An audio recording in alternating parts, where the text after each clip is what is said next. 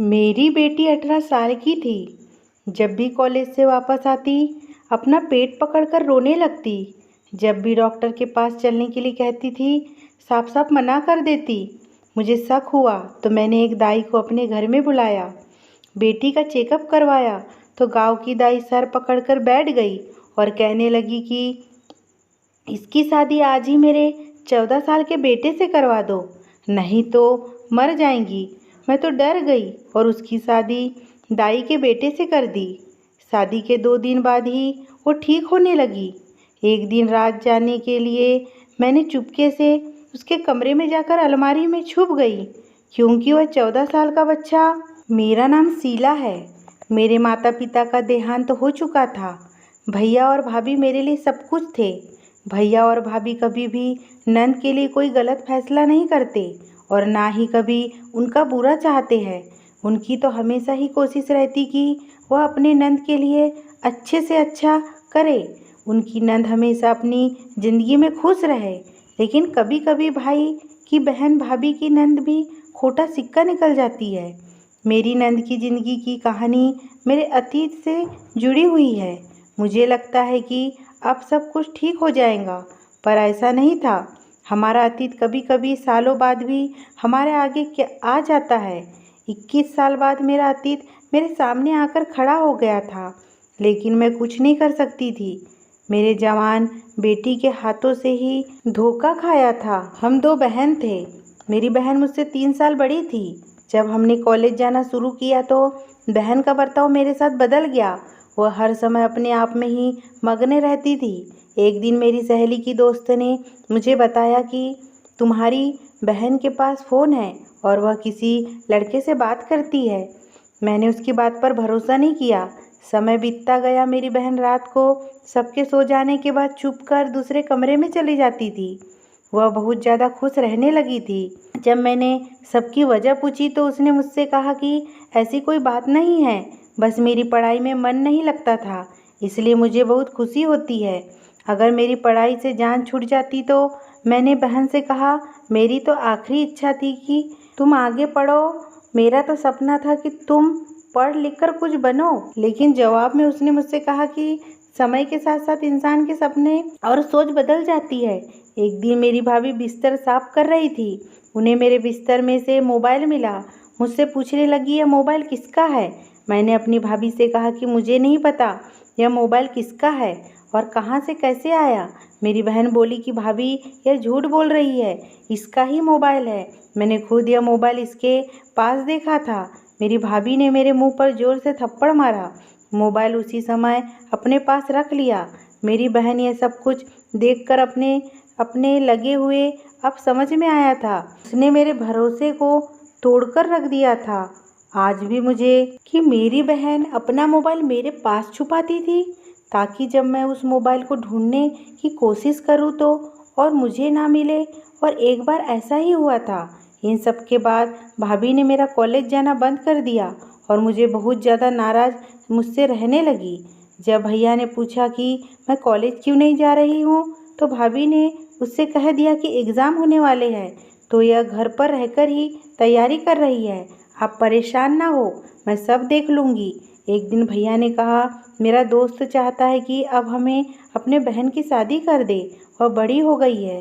दीदी का रिश्ता भैया के दोस्त के घर पर हुआ था और यह रिश्ता उनकी मर्जी से ही हुआ था, लेकिन अब वह उसे लड़के को पसंद नहीं करती थी। भाभी ने दीदी को बहुत समझाया, लेकिन वह भाभी की बात नहीं मानी। उसे समय भाभी को मेरी बात पर विश्वास हुआ कि मैं सच कह रही थी। अब मेरा कॉलेज जाना शुरू हो गया था, क्योंकि सारा सच भाभी के सामने आ चुका था। एक दिन मेरी दीदी ने खुद भैया से कहा कि वह अपनी मर्जी से शादी करना चाहती है। किसी भी हाल में वह उनके दोस्त के बेटे से शादी नहीं करेंगी। वैसे भी उन लोगों के घर में खाने पीने को तो कुछ भी नहीं है। मेरी ख्वाहिश, मेरे सपने वह कैसे पूरा कर सकते हैं। भैया ने कहा कि मैं अपने दोस्त को जुबान दे चुका हूँ और अब तो विनय की नौकरी लगने वाली है। वैसे भी जो कुछ मेरे पास है वह सब तुम्हारे दोनों बहनों का ही है। मैं कौन सा अपने साथ लेकर जाने वाला हूँ। अब मैं तुमसे इस बारे में कोई बात नहीं करना चाहता। लेकिन दीदी भी अपनी जीत पर अड़ी रही। कहने लगी कि अगर आप लोगों ने मेरे साथ ज़बरदस्ती की तो मैं फांसी लगा लूँगी, लेकिन किसी भी हाल में विनय से शादी नहीं करूँगी। दीदी की बात सुनकर मेरी भाभी बहुत ज़्यादा परेशान है। भैया के दोस्त भी शादी के लिए जल्दी कर रहे थे, क्योंकि उनकी तबीयत ठीक नहीं रहती थी। वह चाहते थे कि अपनी आंखें बंद होने से पहले वह अपने बेटे की शादी करते देख ले, लेकिन दीदी मानने को तैयार नहीं थी। एक दिन दीदी कहने लगी कि मैं विनय से कुछ बात करने जा रही हूँ। भाभी ने कहा, शीला को अपने साथ ले जाओ। दीदी कहने लगी कि आखिर कब तक मुझे आप कैद करके रखेंगी? आप बेफिक्र रहे, घर से मैं भाग नहीं रही हूँ। यह कहकर घर से चली गई और शाम को वापस आई। जब वापस आई तो बहुत मेरी भाभी भी उन्हें देखकर खुश हो गई और सोच रही थी कि शायद विनय ने उसे शादी के लिए मना लिया होगा, क्योंकि विनय भी दीदी को पसंद करते थे। इस बात से सब लोग अनजान थे कि उनकी बेटी, जिसे उन्होंने बहुत लाड़ प्यार से पाला था और कभी भी किसी बात की कोई पाबंदी नहीं लगाई थी, वह उनकी इज्जत को मिट्टी में मिलाने जा रही है। नंद तो भैया भाभी की इज्जत और मान सम्मान होती है और अपनी भैया और भाभी के खातिर तो अपनी जान भी देती है, पर कुछ नंद ऐसी भी होती है जो जान लेती है, यह भी नहीं सोचती कि उनके भैया भाभी ने अपनी सारी ज़िंदगी उनकी परवरिश में गुजार दी। हम सब लोग सोच रहे थे कि मेरी दीदी विनय अपने मंगेतर से मिलने जाती है, लेकिन भैया को बात नहीं पता थी, क्योंकि यह बात उस समय बहुत गलत समझी जाती थी। एक दिन जब मैं कॉलेज से वापस आ रही थी तो मैंने दीदी को एक लड़के के साथ बाइक पर जाते देखा। मैंने सोचा कि हो सकता है विनय हो, लेकिन जब मैं घर पर आई तो विनय तो हमारे घर पर ही बैठे थे। भाभी को भी अब पता चल चुका था कि दीदी उनसे झूठ बोल रही थी। भाभी ने अपनी इज्जत के खातिर विनय से झूठ बोल दिया कि दीदी दोस्त के घर गई है। दीदी के पास अब मोबाइल, और उन्होंने हमें बताया था कि यह मोबाइल उन्हें उनके मंगेतर ने दिया है। उस दिन भी दीदी घर पर नहीं थी। मैं समझ गई थी कि वह अब भी कभी भी सच नहीं बोल सकती। सब कुछ बहुत गलत था, लेकिन अभी उन्हें समझ नहीं आ रहा था। विनय पढ़े लिखे थे और उन्हें नौकरी मिलने वाली थी। दोस्त के घर के हालात अच्छे नहीं थे, उन्हें पता थे। आज डेट फिक्स करने आए थे। भैया और भाभी ने उन्हें 1 महीने के बाद की तारीख दे दी थी। दीदी घर पर आई तो सबको देखकर हैरान हो गई। आंटी उठी और प्यार से उनके सर पर हाथ रखने लगी और उनकी बलाएं लेने लगी, लेकिन दीदी ने उनका हाथ झटक दिया और कमरे में चली गई। भाभी ने उनसे कहा कि शर्मा गई होगी। मैं अपनी दीदी के कमरे में गई तो उनको मिठाई खिलाने लगी तो उन्होंने प्लेट फेंक दी और चीख कर कहने लगी कि तुम लोगों ने मेरी ज़िंदगी का फैसला मुझसे पूछे बगैर कैसे कर दिया? तुम लोग कैसे कर सकते हो मेरे साथ? में किसी भी हाल में इस लड़के से शादी नहीं करूँगी, तो मैं कोई भी मेरे साथ ज़बरदस्ती नहीं कर सकता। मैंने दीदी से कहा कि तुम्हें क्या हो गया है? तुम क्यों विनय से शादी करना नहीं चाहती? क्या कमी है उसमें? तो कहने लगी, अगर तुम्हें इतना पसंद है तो तुम उससे शादी कर लो, लेकिन मेरा पीछा छोड़ दो। मैंने उस दिन भी दीदी को बहुत ज़्यादा समझाया कि भैया को आप पर बहुत मान है, वह आपसे बहुत मोहब्बत करते हैं। तुमने जो भी कहा है हमेशा उन्होंने तुम्हारी बात मानी है। तुम उनके साथ ऐसा क्यों कर रही हो? क्या तुम्हें भैया की इज्जत का जरा भी ख्याल नहीं है? तुम हमारे साथ ऐसा मत करो। भाभी भी कमरे में आ गई। उसने हाथ जोड़कर कहने लगी कि तुम मेरी नंद हो, लेकिन बेटी से बढ़कर माना है। बेटी, कुछ तो हमारी इज्जत का ख्याल करो और यह शादी कर लो। लेकिन उन्होंने किसी की नहीं सुनी और कमरे में चली गई और भैया के पास गई और भैया से कहा कि शीला की शादी विनय से कर दे, मुझे उससे शादी नहीं करनी। मैं तो अपने पसंद के लड़के से ही शादी करूँगी। भैया ने गुस्से में उसे थप्पड़ मार दिया। भैया की तबीयत भी खराब हो रही थी। भाभी ने भैया को समझाया कि आप फिक्र ना करें, अभी नादान है, जब शादी हो जाएंगी तो सब कुछ ठीक हो जाएगा। इस उम्र में तो बच्चे से गलतियां हो जाती है। हमारा फर्ज बताना है कि हम उन्हें समझाएं और उनका साथ दें। भैया ने कहा कि मुझे लग रहा है कि यह मेरी इज्जत को मिट्टी में मिलाकर रहेंगी, लेकिन तुम भी इसे साफ साफ कह दो। अगर इसने ऐसा कुछ भी किया तो मैं ज़िंदगी भर इसे माफ़ नहीं करूँगा। अगर इसे अपने मर्जी से शादी करनी है तो मेरी एक शर्त है इससे कहो कि उस लड़के को यहाँ बुलाए। मैं उसी दिन उसकी शादी उस लड़के से करवा दूंगा और विदा कर दूंगा। इसके बाद हमारा इससे कोई रिश्ता नहीं रहेगा और ना ही ये मेरे घर वापस आएंगी। तुम भी इसे भूल जाना और सिर्फ इतना याद रखना कि हमारी एक ही बहन है।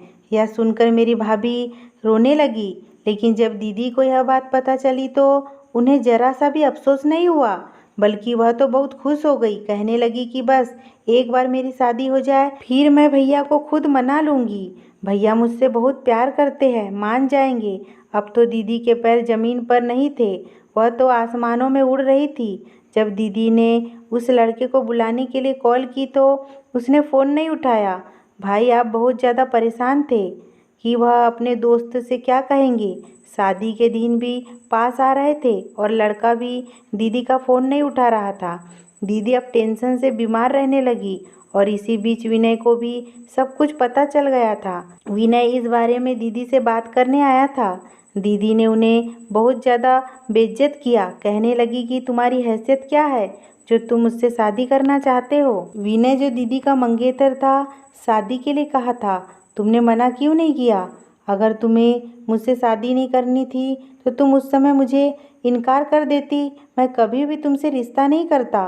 पर अब शादी की डेट फिक्स हो चुकी है, सब तैयारी पूरी हो चुकी है। अब मैं किसी भी हाल में पीछे नहीं हट सकता। अब बात मेरी इज्जत पर आ चुकी है। दीदी ने कहा तुम्हें जो करना है वह कर लो, लेकिन मैं कभी भी तुमसे शादी नहीं करूँगी। वह लड़का अभी तक दीदी का फ़ोन नहीं उठा रहा था। दीदी उसे लड़के के घर भी गई थी जहाँ वह रहता था, लेकिन उसका कुछ पता नहीं चल सका। उसके पड़ोसी ने भी उसके बारे में कुछ नहीं बताया और तब मजबूर होकर दीदी को भैया का फैसला मानना पड़ा। भैया ने उन्हें 10 दिन का समय दिया था, कहा था कि अगर वह सबके साथ तुम्हारा रिश्ता मांगने आता है तो मैं तुम्हें उसके साथ विदा कर दूंगा। अगर नहीं आया तो तुम्हें मेरी बात माननी पड़ेगी। पर वह बाहर नहीं आया और ना ही उसने दीदी का फ़ोन उठाया। अब घर में शादी की शहनाई बजने लगी, सब मेहमान आना शुरू हो गए थे। दीदी का रो रो कर बुरा हाल था। भाभी और भैया ने उन्हें बहुत समझाया कि भैया और भाभी कभी भी अपनी बहन या नंद के लिए कोई गलत फैसला नहीं करते। भैया भाभी तो हमेशा अपनी बहन को खुश देखना चाहते थे। विनय एक बहुत अच्छा लड़का था और वह तुम्हें बहुत खुश रखेगा। अगर जिससे तुम मोहब्बत करती हो वो लड़का सच्चा होता तो जिस दिन उसे तुम्हारे रिश्ते के बारे में पता चला उसी दिन वह मुझसे बात करने के लिए आता। उसे सिर्फ तुमसे दिल लगी करनी थी। वह धोखेबाज था, लेकिन दीदी तो उसकी मोहब्बत में अंधी हो चुकी थी। वह सिर्फ अपना ही सोच रही थी। दीदी ने तो वैसे भी शुरू से बस अपना ही सोचा था। उनकी वजह से क्या कुछ हो जाएगा किसी को भी खबर नहीं थी। दीदी की शादी से कुछ दिन पहले मेरे लिए एक रिश्ता आया था। भैया भी बहुत खुश थे। भैया ने मेरा रिश्ता तय कर दिया था और सिर्फ घर वालों की मौजूदगी में ही। मुझे भाभी भी कहती थी यह सब कुछ बहुत अचानक हुआ था कि वह लोगों को जानती है और वह बहुत अच्छे लोग हैं, वही मेरे लिए रिश्ता लेकर आए थे। मैंने तो सोचा भी नहीं था कि इतने जल्दी मेरा रिश्ता हो जाएगा। भाभी ने बताया कि वह काफ़ी दिनों से तुम्हारा रिश्ता मांग रहे थे। लड़के ने तुम्हें देखा हुआ है और तुम्हें पसंद करता है। वह कह रही थी कि लड़का बहुत अच्छा है और खाते पीते घर का है। मेरी ननद तो बहुत खुश नसीब है। मुझे खुशी हो रही थी। जिस लड़के ने मेरा रिश्ता भेजा है उसने मुझे पहले से देख रखा है। मुझे तो अपनी खुशकिस्मती पर यकीन नहीं आ रहा था। जब मेरी दीदी को सब कुछ पता चला तो वह बहुत गुस्से में कहने लगी कि मैं तो आपकी सौतेली बहन हूँ जो मेरी एक कंगाल लड़के के साथ शादी कर रहे हैं, जिसके पास मुझे ठीक से 2 वक्त का खाना भी नहीं मिल सकेगा, जो मुझे गरीबी के अलावा कुछ नहीं दे सकता। मैंने दीदी को समझाया कि किस्मत बदलने में देर नहीं लगती। तुम देखना विनय की बहुत जल्द अच्छी नौकरी लग जाएगी और उसका भी वक्त बदल जाएगा। मुझे भगवान पर पूरा भरोसा है। और तुम भी ज़्यादा। एक दिन मेरी मामी घर पर आई और अपने भाई से बात करवाई। उसी दिन पहली बार मैंने अपने होने वाले पति से बात की थी और शायद यह मेरी पहली और आखिरी बात थी। मैं नहीं जानती थी कि अब कौन सी मुसीबत हमारे घर पर आने वाली है। मेरी बहन की शादी का दिन आ गया था और वह बहुत सदमे की हालत में बैठी थी। मेरी कज़न कहने लगी तुम तो ऐसी मुंह बनाकर बैठी हो जैसे ज़बरदस्ती तुम्हारी शादी कर रहे हो। सच तो यही था कि जो लोगों को लग रहा था भाभी ने उन लोगों से बहाना बनाया और दीदी को वहाँ से ले गई। अब बारात भी आ चुकी थी, लेकिन किसी को नहीं पता था कि आने वाले पल में सब लोगों पर क्या कयामत टूटने वाली है। जैसे ही बारात आई, सब लोग बारात देखने चले गए। मैं बहुत खुश थी कि मेरी बहन की शादी है। जब मुहूर्त का समय आया और पंडित जी ने दुल्हन को बुलाने के लिए कहा, मेरी भाभी मेरी दीदी को लेने गई, लेकिन वह अपने कमरे में नहीं थी। वह वहाँ से भाग चुकी थी। जाते हुए एक लेटर छोड़कर गई थी। उस लेटर में लिखा था, आप लोग मुझे शादी के लिए मजबूर नहीं कर सकते। मैं आप लोगों के लिए अपनी खुशियों को नहीं छोड़ सकती, इसलिए मैं यह घर छोड़कर जा रही हूँ। यह सुनते ही भैया की हालत बहुत ज़्यादा खराब हो गई। भैया के दोस्त को और उनकी फैमिली को भी सब कुछ पता चल चुका था। सब लोग दुल्हन के आने का इंतजार कर रहे थे, पर वह तो अपने भैया की इज्जत उतार कर चली गई थी। भैया रोते रोते कह रहे थे कि मुझसे क्या गलती हो गई, ऐसी क्या कमी रह गई थी मेरी परवरिश में, जो मेरी बहन ने एक बार भी मेरी इज्जत का नहीं सोचा। अब मैं लोगों को क्या मुंह दिखाऊंगा, सबसे क्या कहूँगा कि मेरी बहन अपनी शादी छोड़कर कहाँ चली गई। भैया के दोस्त ने कहा कि तुम फिक्र मत करो, शीला हमारी भी बेटी है। अगर आपकी एक बेटी हमारे घर की बहू नहीं बन सकी तो क्या हुआ, दूसरी बेटी बन जाएंगी, यही उम्मीद दिखाई दी है। यह सुनकर मैं अपनी भाभी के गले लगकर रोने लगी। मैंने भाभी से मना किया, ऐसा नहीं करे। भैया ने भी अपने दोस्त से कहा कि शीला की मंगनी हो चुकी है, मैं उन लोगों से क्या कहूँगा। भैया के दोस्त ने कहा कि मंगनी ही तो हुई है, शादी तो नहीं हुई। उनसे कह देना कि शीला की शादी जहाँ होनी थी वहाँ हमने कर दी। इस तरह अचानक से मेरी विनय से शादी हो गई, जिसके बारे में मैंने कभी ऐसा सोचा भी नहीं था। आज वह मेरे सामने मेरा पति बनकर खड़ा था। हम लड़कियों के साथ हमेशा ऐसा ही क्यों होता है, क्यों हमें हमेशा कुर्बानी देनी पड़ती है। भैया और भाभी अपनी इज्जत के खातिर अपने दूसरे बहन के सपनों को तोड़कर रख देते हैं।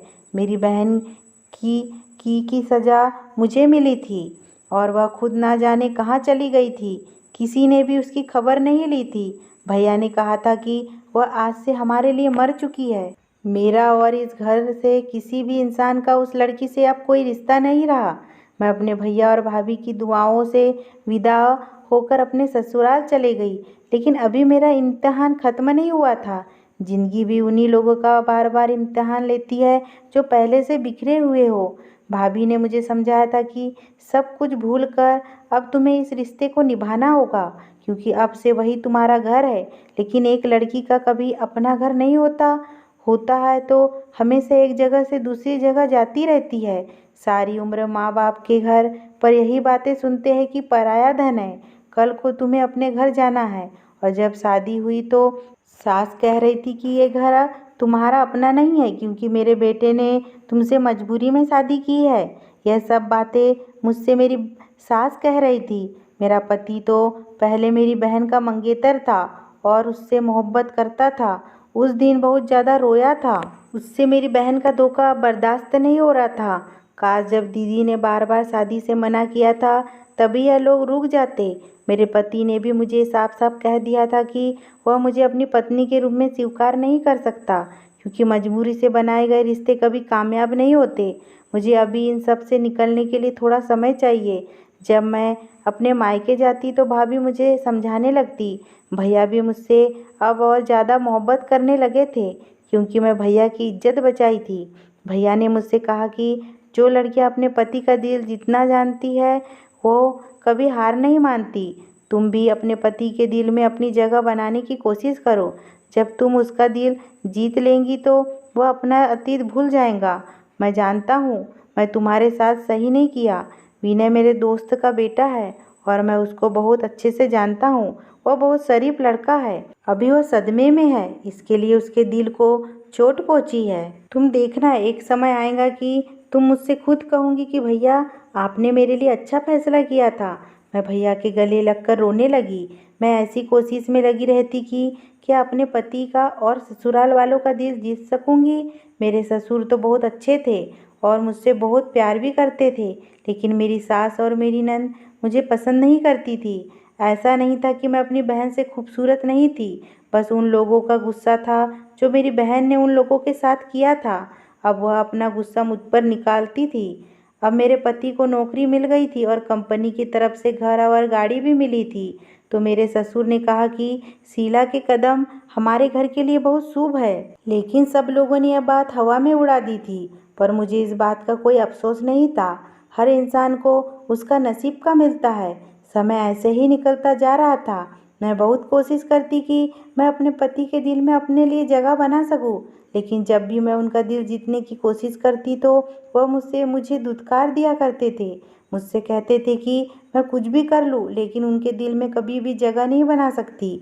उन्होंने मुझसे कहा कि वह मौका देख रहे हैं, मौका मिलते ही वह मेरे भैया से बात करेंगे और मुझे छोड़ देंगे। कुछ दिनों बाद भाभी का कॉल आया। खबर मिली कि भैया का देहांत हो गया है। मुझे अपने कानों पर यकीन नहीं आया और मैं चकरा कर वहीं पर बैठ गई। मेरे ससुर ने मुझसे कहा कि बेटी, अपने आप को संभालो, अभी तुम्हें अपनी भाभी को भी संभालना है। मैं अपने मायके गई तो मेरे भैया की लाश वहाँ पड़ी थी और पड़ोसी बातें कह रहे थे कि जवान बेटी घर से भाग गई, भाई बेचारा कब तक यह बेइज्जती बर्दाश्त करता। और भी पता नहीं लोग क्या क्या बातें कर रहे थे। भाभी की हालत भी बहुत ख़राब थी। अब भाभी का ख्याल रखने वाला कोई नहीं था, इसलिए मेरे ससुर ने कहा कि मैं उन्हें अपने साथ अपने घर पर ले आ जाऊं, ताकि मैं उनका ख्याल रख सकूं। मेरी भाभी मेरे ससुराल में मेरे साथ नहीं रहना चाहती थी, लेकिन भाभी की ऐसी हालत नहीं थी कि वह घर पर अकेली रह सके। मेरी शादी को 5 महीने हो चुके थे। मेरे नंबर पे किसी अनजान आदमी का कॉल आया और कुछ फ़ोटो जिसको किसी लड़के के साथ एडिट किया गया था वो मुझे भेजी गई। मैं यह देखकर बहुत ज़्यादा हैरान हुई कि मेरी यह फ़ोटो इस लड़के के पास कैसे आई। अब वह मुझे फ़ोन पर ब्लैकमेल कर रहा था और कुछ दिन बाद मुझे पता चला कि यह वही लड़का है जिससे मेरी मंगनी हुई थी। मैं भगवान का शुक्र अदा कर रही थी। ऐसे फ्रॉड लड़के से उसने मुझे बचा लिया था, लेकिन मुझे डर लग रहा था कि कहीं यह सब में कुछ मेरे पति को पता न चल जाए, इसलिए मैं अपना फ़ोन बंद रखती थी। अब वह मेरे पति के नंबर पर कॉल करने लगा था। मेरे पति का बर्ताव भी मेरे साथ अच्छा हो गया था, लेकिन मैं हमेशा इसी डर में रहती थी कहीं वह लड़का या फ़ोटो मेरे पति को ना सेंड कर दे और वह मुझे छोड़ ना दे। एक दिन मेरे पति के पास किसी की कॉल आई और वह अपना सर पकड़कर वहीं पर बैठ गए। मैंने उनसे पूछा कि क्या हुआ, तो कहने लगी कि तुम्हें एक बात बतानी थी, लेकिन तुम्हारे भैया के देहांत की वजह से मैं तुमसे बात नहीं कर पाया था। मैंने कहा, ऐसी क्या बात है, बताइए मुझे। उन्होंने मुझे बताया कि जिससे तुम्हारी मंगनी हुई थी वह वही आदमी था जिससे तुम्हारी बहन शादी करना चाहती थी और उसके साथ घर छोड़कर भाग गई थी। लेकिन वह लड़का अच्छा नहीं था। जब तुम्हारी बहन की शादी की तारीख तय हुई तो उसने तुम्हारे लिए रिश्ता भेजा था, क्योंकि उसके पास तुम्हारे बहुत सारे फ़ोटो थे और वह तुम्हारी बहन ने ही उसे दिए थे। तुम्हारे नाम से ही उसने उस लड़के से बात करनी शुरू की थी, लेकिन कुछ दिनों बाद उसने उस लड़के को सब कुछ बता दिया था।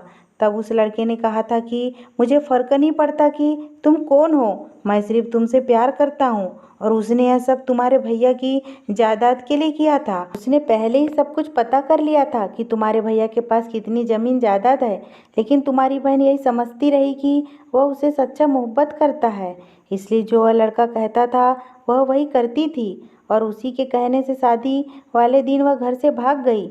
जब उसने तुम्हारी बहन से जायदाद की बात की तो उसे पता चला कि सब कुछ शीला के नाम पर है, क्योंकि तुम्हारे भैया ने पहले ही सब कुछ तुम्हारे नाम पर कर दिया था।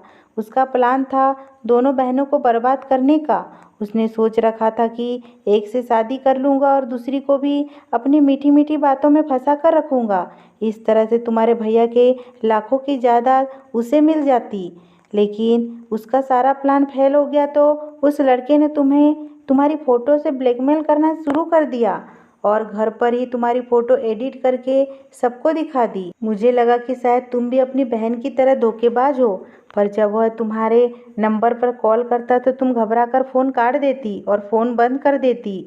मैं यह सब कुछ नोटिस कर रहा था। फिर एक दिन मैं तुम्हारे मोबाइल से वह नंबर लिया और अपने दोस्त से उस नंबर की इन्फॉर्मेशन निकलवाई। फिर मैं उस तक पहुंच गया। जिस दिन तुम्हारे भैया की डेथ हुई थी, उसके अगले दिन ही तुम्हारी बहन का मेरे पास फ़ोन आया था और वह मुझे अपने किए की माफ़ी मांग रही थी। उसने मुझे बताया उस लड़के ने उसे धोखा दिया। वह कहता था कि अपने भाई से पैसे लेकर आओ, लेकिन सब कुछ तो शीला के नाम पर है। मैं कहाँ से ला कर दूँ उसे पैसे? उस लड़के ने मुझे धक्के मार के अपने घर से निकाल दिया और मुझसे शादी भी नहीं की। कि तुम्हारी बहन घर आना चाहती है और अब वह लड़का जेल में है और पहले से ही शादीशुदा था और उसके बच्चे भी थे। कि पत्नी उसके ऊपर केस कर दिया। उसकी पत्नी ने भी मुझे सब कुछ बताया। मैंने अपने पति से कहा कि आपने मुझसे एक बार भी नहीं पूछा कि वह लड़का मेरे बारे में सच कह रहा है या झूठ। मेरे पति ने कहा, तुम्हारे भैया ने एक बार मुझसे कहा था कि कभी भी मेरी बहन पर शक मत करना। नहीं कि वह मेरी बहन है, बल्कि इस वजह से उसने अपने भाई की इज्जत बचाई है और अब वह तुम्हारे घर की इज्जत है। तुम भी अपना अतीत भूलकर शीला को अपना लो, क्योंकि जो बहन भाई के इज्जत के खातिर अपना सर झुका देती है, वह बहुत पाक दामन और मोहब्बत करने वाली होती है, तो कभी भी तुम्हारा भरोसा नहीं तोड़ेंगी। मेरा पति मुझसे माफ़ी मांगने लगे और मैं सोच रही थी कि मेरे भैया मुझे सही कहा था कि विनय बहुत अच्छा है और मैं उसके साथ बहुत खुश रहूंगी। उसने मेरे कहे बगैर ही सब कुछ संभाल लिया था, वरना पता नहीं क्या हो जाता। मेरी बहन एक दिन घर आई और मुझसे माफ़ी मांगने लगी, लेकिन किसी ने भी उसे माफ़ नहीं किया। अब वह दर दर के ठोकरें खा रही थी। मेरी शादी को भी 3 साल हो गए थे और मैं प्रेग्नेंट थी। अब मेरी सास का बर्ताव भी मेरे साथ अच्छा हो गया था और मेरा बहुत ख्याल रखती थी। मैंने भी सब कुछ भूलकर एक नई जिंदगी की शुरुआत की थी। कुछ दिनों बाद मेरे घर में एक प्यारी सी बेटी का ने जन्म लिया। मेरा पति बहुत खुश था। ऐसे ही वक्त गुजरता गया और मेरे बच्चे स्कूल से कॉलेज जाने लगे। मेरे 2 बच्चे थे, सबसे बड़ी मेरी बेटी थी। जब मेरी बेटी पैदा हुई तो मेरे परिवार वाले और मैं बहुत ज़्यादा खुश थी, पर अब जैसे जैसे वह बड़ी हो रही थी, वह बहुत ज़्यादा चिड़चिड़ी होने लगी। अपने भाई से भी लड़ती रहती और हमेशा अच्छे से बात नहीं करती थी। पता नहीं क्यों वह मुझसे दूर होती जा रही थी। जब मैं उससे वजह पूछती तो वह कहती कि मम्मी, आप तो मेरे पीछे पड़ी रहती हो। वह सिर्फ अपने कमरे में अकेली रहती थी, किसी से बात भी नहीं करती। जब एक दिन मेरी बेटी का रिश्ता आया तो हमने मना कर दिया, क्योंकि वह अभी पढ़ रही थी और अभी हमारा उसकी शादी का कोई इरादा नहीं था। लेकिन वह लोग पता नहीं कैसे थे, हमारे मना करने के बाद भी बार बार हमारे घर रिश्ता लेकर आने लगे। जब हमने उनकी बात नहीं मानी तो वह धमकियों पर उतर आए। मेरे पति ने उन लोगों की छानबीन निकाली तो यह सब सुनकर मेरी आंखें पति की फटी रह गई। इतने सालों बाद आज मेरा अतीत मेरे सामने आकर खड़ा हो गया था। मेरी 18 साल की बेटी जब भी कॉलेज से वापस घर आई तो अपना पेट पकड़कर रोने लगती और कहती कि मेरे पेट में बहुत ज़्यादा दर्द हो रहा है। जब मैं उससे कहती कि बेटा चलो डॉक्टर के पास चलते, तो वो मना कर देती। इसलिए मैंने सोचा कि मेरे एक गांव की मशहूर दाई थी, क्यों ना उसे घर बुलाकर अपनी बेटी को चेकअप करवा लेती। क्योंकि डॉक्टर खाने जाने से मना करती है। जब दाई मेरी बेटी की चेकअप किया तो उनकी बात सुनते ही मेरे पैरों तले से ज़मीन निकल गई। मुझसे कहने लगी, अपनी बेटी की शादी आज ही मेरे 14 साल के बेटे के साथ कर दो, वरना वह मर जाएगी। मैं बहुत ज़्यादा डर गई थी। मैं अपनी बेटी को खोना नहीं चाहती थी, इसलिए उसकी शादी उसी दिन कर दी। मुझे यह बात बहुत हैरान कर रही थी कि शादी के बाद वह सही होने लगी थी। मैं जानना चाहती थी कि आखिर यह क्या राज हो सकता है। इसलिए मजबूर होकर एक दिन मैंने अपनी बेटी के कमरे में चुपके से झाँका तो वो कोई 14 साल का लड़का नहीं था, बल्कि वही लड़का था जो मेरी बेटी का रिश्ता लेकर आया था। और वह उसी का बेटा था जिसने मेरी बहन को धोखा दिया और उसके साथ साथ मेरी भी ज़िंदगी बर्बाद करने की कोशिश की थी। मेरे पति ने मुझे समझाया था कि अपने गांव की दाई की बातों में मत आओ, हमारी बेटी को कुछ नहीं हुआ है, वह बिल्कुल ठीक हो जाएंगी। लेकिन मैं नहीं जानती थी कि जिस पर मैं भरोसा करती थी उसने ही मेरे भरोसे को तोड़कर रख दिया। मेरी दाई के साथ साथ मेरी बेटी ने भी मुझे धोखा दिया था। मुझे देखते ही मेरी बेटी के चेहरे का रंग उड़ गया और कहने लगी, मम्मी मम्मी, मैं विनय से बहुत प्यार करती हूँ, इसलिए मैंने यह सब कुछ नाटक किया, आप मुझे माफ़ कर दे। मैंने उससे कहा कि तुम बिल्कुल अपनी मासी पर गई हो, उसने भी ऐसे ही अपने भैया और भाभी को धोखा दिया और भाग गई थी। यह लड़का तो ऐसा नाग है जो कभी भी डसना नहीं भूलता। मेरे पति को जब यह सब कुछ पता चला तो उसने हमारी बेटी को घर से निकाल दिया। मेरी बेटी ने मुझसे कहा कि अगर आपको आपका प्यार नहीं मिला तो आप मुझे मेरा प्यार क्यों छीनना चाहती है। मासी बिल्कुल सही कहती थी कि आप दूसरों का हक छीन लेती है। मेरे पति ने उसे जोर से थप्पड़ मारा और उन दोनों को घर से निकाल दिया। उसी दिन मैं बहुत ज़्यादा रोई थी। मेरी बहन ने मेरे हंसते खेलते घर को उजाड़ दिया। मेरी बहन चाहती थी कि मैं अपने पति को छोड़ दूँ और वह उससे शादी कर ले, क्योंकि जब विनय की हालात बहुत बदल चुके थे। विनय के पास गाड़ी बंगला सब कुछ था और जिस वजह से मेरी बहन ने विनय से शादी करने के लिए मना किया था, आज वह सब कुछ विनय के पास था। लेकिन यह सब कुछ तो नसीबों का खेल होता है। जब मेरी बहन को मैंने समझाया था तो यह बात नहीं समझी थी। एक दिन मेरी बहन का एक्सीडेंट हो गया और वह अपने हाथ पैरों से लाचार हो गई। मेरे पति मुझसे बहुत प्यार करते थे, वरना पता नहीं मेरा क्या होता। मैं अपनी बेटी को भी समझाने की बहुत कोशिश की, यह लड़का तुम्हारे लायक नहीं है। और जब हमने उसके रिश्ते से मना कर दिया तो उन दोनों ने मिलकर यह प्लान बनाया और पेट के दर्द का नाटक करके मुझे बेवकूफ़ बनाया। वह यह भूल गई थी कि माता पिता अपने बच्चों के लिए कभी भी बुरा नहीं सोचते। अभी मेरी बेटी रोती हुई मेरे घर आई और मुझसे माफ़ी मांगने लगी, कहने लगी कि मम्मी मैं भटक गई थी। मौसी ने मुझे आपके खिलाफ कर दिया था, लेकिन मुझे सब कुछ पता चल गया है। उन्होंने आपके बारे में जो भी कहा था सब कुछ गलत था। मेरे पति ने मुझे डिवोर्स दे दी है और धक्के मार के अपने घर से निकाल दिया। मेरे पति ने मेरी बेटी को माफ़ नहीं किया और कहने लगे कि हमारी कोई बेटी नहीं है। मैंने अपने पति से कहा कि मैं आज तक आपसे कुछ नहीं मांगा, आज मांग रही हूँ। हमारी बेटी से भूल हो गई थी, इसे माफ़ कर दो। मेरे पति ने मेरी बेटी को माफ़ कर दिया और हम सब लोग एक खुशहाल ज़िंदगी बिताने लगे। भला हो मेरे भैया और भाभी का, जो हम दोनों बहनों के खातिर भैया और भाभी अपनी खुद की औलाद को जन्म नहीं दिया। अगर हमारी खुशी के खातिर अपना खुद का गला घोट सकते हैं तो क्या हम लोगों का फर्ज नहीं बनता हम उन्हें खुश रखें और उनके बताए हुए रास्ते पर चले। अभी भी हमारे ज़माने में ऐसे लोग होते हैं जो दूसरों के खातिर अपनी खुशियों को दबा देते हैं। ऐसे ही मेरे भैया और भाभी थे जो मेरे मम्मी पापा के देहांत के बाद उन्होंने अपने बेटी से बढ़कर हम दोनों बहनों को पाला था। अगर ये स्टोरी पसंद आई हो दोस्तों तो प्लीज़ मेरे चैनल को सब्सक्राइब कीजिए, लाइक कीजिए, कमेंट कीजिए।